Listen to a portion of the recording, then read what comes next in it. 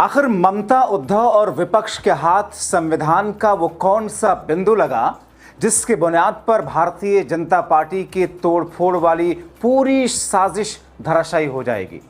आखिर ये क्यों कहा जा रहा है कि कोर्ट में जो भी चीजें इस वक्त लोकसभा के स्पीकर तक खामोश और ठंडी पड़ी हुई हैं, वो सब कोर्ट में जाकर के एक साथ ऐसी धराशायी होंगी जिससे शाह, सुवेंदु और शिंदे का सपना चकनाचूर होने वाला है।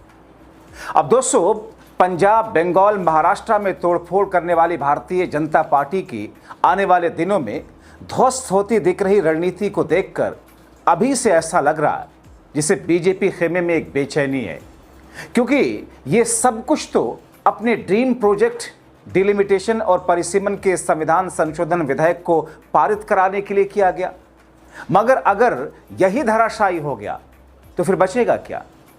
दोस्तों, भले ही बंगाल में 20 और महाराष्ट्र में 6 सांसद तोड़ लिए गए, मगर कानूनी रूप से, संवैधानिक रूप से यह मामला फंसेगा और बागियों की सांसदी जानी तय मानी जा रही है, क्योंकि इसमें सबसे बड़ा कारण बन रहा है पार्टियों का अपना संविधान, संगठन और पदाधिकारियों पर मूल पार्टी का वर्चस्व और कब्जा, जिस पर महाराष्ट्र में उद्धव का है तो बंगाल में ममता बनर्जी का।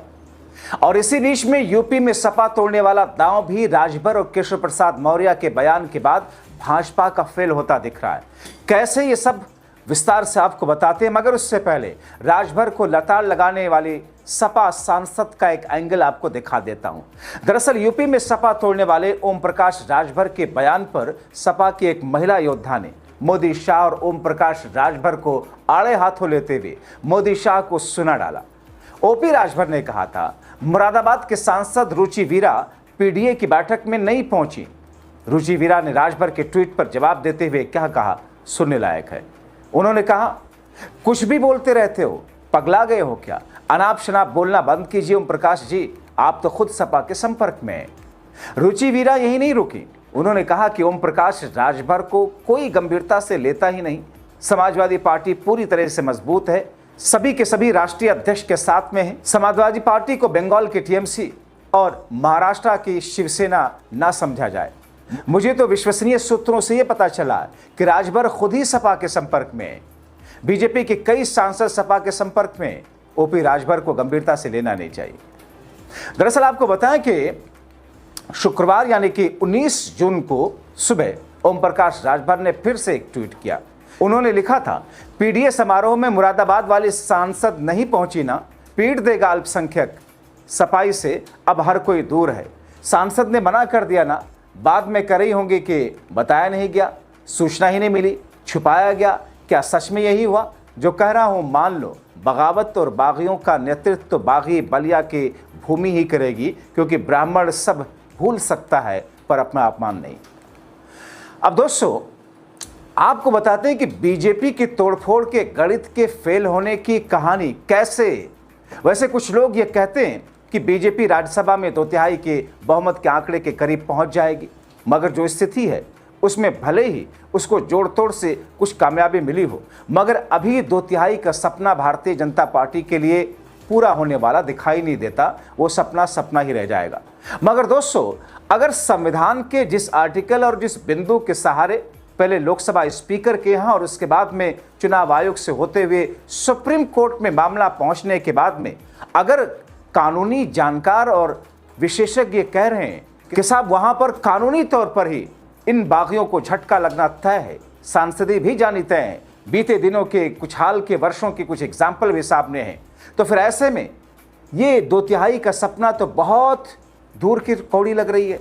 लेकिन फिर भी आपको बताएं, आंकड़ा और भाजपा की नाकाम कोशिश क्या है जरा समझा देते हैं। दोस्तों, राज्यसभा की 26 सीटों पर जो चुनाव हुए उसमें सत्ताधारी एनडीए की ताकत उच्च सदन मतलब राज्यसभा के अंदर बढ़ी है।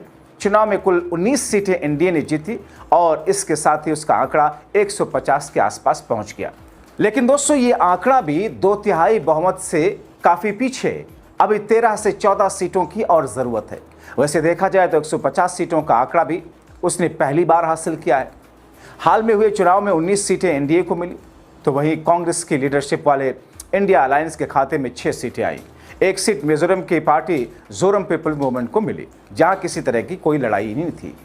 संसद के उच्च सदन मतलब राज्यसभा में कुल 245 सीटें हैं, 2/3 बहुमत का आंकड़ा 163 है। इस तरीके से बीजेपी की लीडरशिप वाले एनडीए सिर्फ 13 सीट ही इससे दूर हैं। इस चुनाव से पहले एनडीए के पास 148 सांसद थे, लेकिन नतीजा आने के बाद आंकड़े में इजाफा हुआ। एक सीट पर तो बीजेपी समर्थित परिमल नाथवानी ने झारखंड में जीत हासिल कर ली। राज्य के विधायकों में क्रॉस वोटिंग हुई, जिसके चलते नाथवानी को जीत मिली। अब ये कैसे हुई, इसके पीछे का खेल क्या था, आप अच्छी तरह समझते हैं। इस नतीजे के बाद विपक्षी इंडिया अलायंस के अंदर विवाद भी हुआ। कांग्रेस से कहने लगे कि उसके कैंडिडेट प्रणब झा को जिस तरीके से हराया गया वो गले से उतरता नहीं है। अब दोस्तों, झारखंड में इंडिया अलायंस दोनों राज्यसभा सीटों पर जिसकी जीत तय थी, लेकिन नतीजों में रणनीति पर सवाल खड़े कर दिए। इसके अलावा अति आत्मविश्वास भी बातें बताई जा रही, लेकिन ये सब कुछ नैरेटिव दरबारी मीडिया का है, क्योंकि खेल तो कुछ और ही था। एक कैंडिडेट जीत जाए और दूसरा हार जाए, कैसे संभव है। खैर, जोरम पीपल्स पार्टी के कैंडिडेट लालटुआंगकमा को उच्च सदन में भेज दिया गया। दोस्तों, 11 जून को जबकि 24 सीटों का नतीजा आया था, यहां चुनाव नहीं हुआ था, सर्वसम्मति से 24 सांसद चुने गए थे। इनमें 9 पर एनडीए को जीत मिली थी और 5 पर विपक्ष को। उधर लोकसभा में तोड़फोड़ करने के बावजूद शाह का मिशन धराशायी होने जा रहा है। जैसा कि मैंने आपको बताया, आजाद भारत की राजनीति में यह देखा गया कि जब भी किसी पार्टी के दो गुट बनते हैं, तब दोनों ही गुट खुद को असली ताकत, असली पार्टी बताते हैं, लेकिन फाइनल फैसला चुनाव आयोग करता है। इससे जुड़ी बातें election symbol reservation and allotment order 1968 के पारा 15 में साफ साफ लिखा है। चुनाव आयोग ये देखता है कि पार्टी के निर्वाचित जनप्रतिनिधि यानी कि विधायक और सांसद कितनी संख्या में किस गुट के साथ हैं। एक बात ये होगी। तो इस हिसाब से अगर देखें तो मौजूदा स्थिति की बात करें, टीएमसी के 28 लोकसभा सांसदों में से 20 जिन्हें तोड़ लिया गया, 80 में से 60 के आसपास विधायकों को तोड़ लिया गया। मगर असली खेल तो यह है कि इसके अलावा चुनाव आयोग ये भी देखता है राष्ट्रीय कार्यकारिणी, पदाधिकारियों और जिला अध्यक्षों की सूची में किसका पलड़ा भारी है। ऐसे में ममता बनर्जी का पलड़ा हर तरफ भारी है, क्योंकि संगठन पर अभी भी उनकी मजबूत पकड़ है। हालांकि शिवसेना और एनसीपी के मामले में पिछली बार की मैं बात कर रहा हूं, जब तोड़फोड़ की थी भारतीय जनता पार्टी के ऑपरेशन लोटस ने, उस वक्त चुनाव आयोग ने संगठन से ज्यादा सांसद और विधायकों की संख्या पर तवज्जो दी थी, और चूंकि उनको वैसा करना ही था। दरअसल ये विवेक जो चुनाव आयोग का है, वो उसका विशेषाधिकार दे रखा गया है, इसलिए वो अपने हिसाब से तो सत्ता पक्ष के लिए फैसला देगा ही, लेकिन अंतिम लड़ाई सुप्रीम कोर्ट के अंदर है, जहां पर कानूनी और संवैधानिक बिंदु ही इस वक्त ममता और उद्धव के लिए एक तरीके से डूबते के तिनके के सहारे की तरह है, और ऐसे में सारी बाजी पलटने की भी बात कही जा रही है। महाराष्ट्र में उद्धव की पार्टी, संगठन, संविधान और पदाधिकारियों पर उद्धव का प्रभाव है।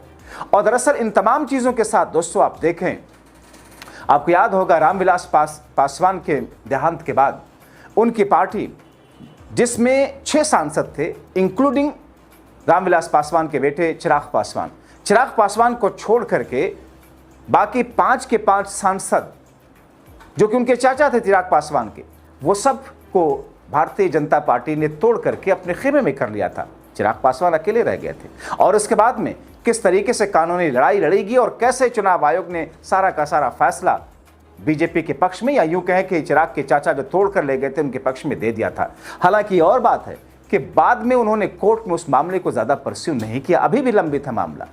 उद्धव ठाकरे की पार्टी, शरद पवार की पार्टी जब पहली बार टूटी थी, उस मामले में किस तौर पर चुनाव आयोग और विधानसभा के स्पीकर ने पूरा का पूरा फैसला दे दिया था। सुप्रीम कोर्ट की टिप्पणी ये दर्शा रही थी कि जो हुआ था गलत हुआ था, लेकिन चूंकि पहले ही इस्तीफा दे चुके थे उद्धव ठाकरे सरकार से, इसलिए सुप्रीम कोर्ट में अभी भी कई चीजें लंबित हैं, अभी भी पार्टी सिंबल का मामला लंबित है।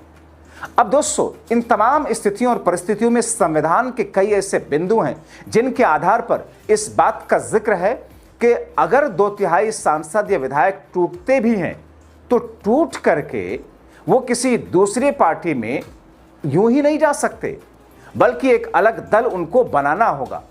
उस दल का मर्जर दूसरे पार्टी में वो कर सकते हैं।